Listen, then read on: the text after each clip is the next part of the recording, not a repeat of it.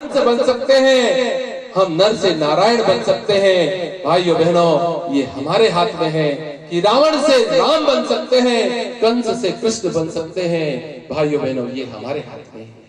भगवान ने स्वतंत्रता दे दी है कि तुमको क्या बनना है।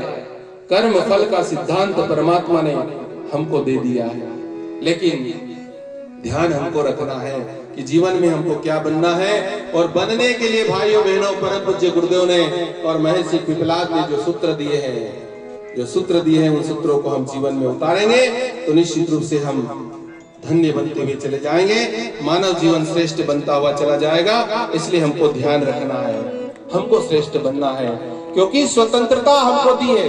एक कथा आती है पावन प्रज्ञा पुराण में, जब महाभारत का युद्ध हो रहा था तो भगवान कृष्ण अपने घर में थे, आराम कर रहे थे।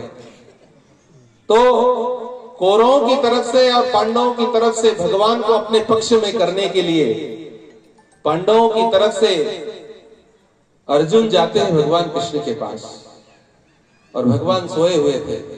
अर्जुन जाते हैं, सोए हुए भगवान को प्रणाम करते हैं और चरणों की तरफ खड़े हो जाते हैं कि भगवान जी, जब नींद खुलेगी तब हम बात करेंगे कि युद्ध जो होगा, भगवान उसकी अनुमति लेने के लिए हमारे पक्ष में आपको करने के लिए हम आए हैं। भगवान सो रहे हैं, अभी सोने दीजिए।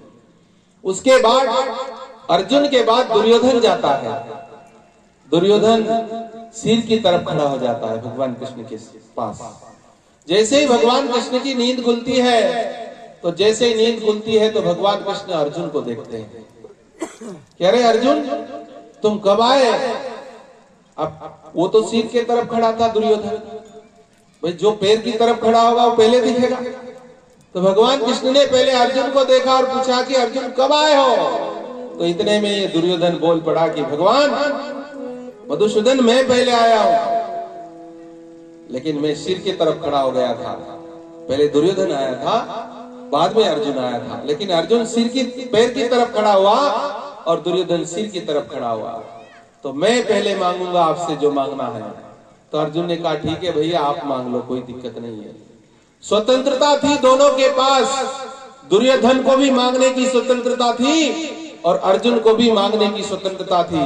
लेकिन दुर्योधन ने क्या मांगा, हम और आप सब जानते हैं। दुर्योधन ने मांगा, भगवान कृष्ण ने पहले ही कह दिया था कि एक तरफ मैं रहूंगा और एक तरफ मेरी सारी सेना रहेगी, अब तुम दोनों को क्या चाहिए? तो दुर्योधन ने बोला कि पहले मैं मांगता हूं। तो दुर्योधन ने भगवान कृष्ण को नहीं मांगा और उनकी सारी सेना को मांग लिया, क्योंकि भगवान कृष्ण ने कहा था कि मैं जिधर रहूंगा केवल उधर खड़ा रहूंगा, शस्त्र नहीं उठाऊंगा। तो दुर्योधन पहचानने में चूक कर गया। उसके हाथ में था कि वो मधुसूदन को मांगे कि सेना को मांगे, चयन करना उसके हाथ में था, लेकिन उसने चयन सेना का किया। अर्जुन ने कहा कि मेरा तो भाग्य है कि मेरे मधुसूदन मेरे पक्ष में आए। भगवान को चयन करने के लिए अर्जुन ने भगवान कृष्ण को चुना। इसलिए भाइयों बहनों, आज हमारे हाथ में है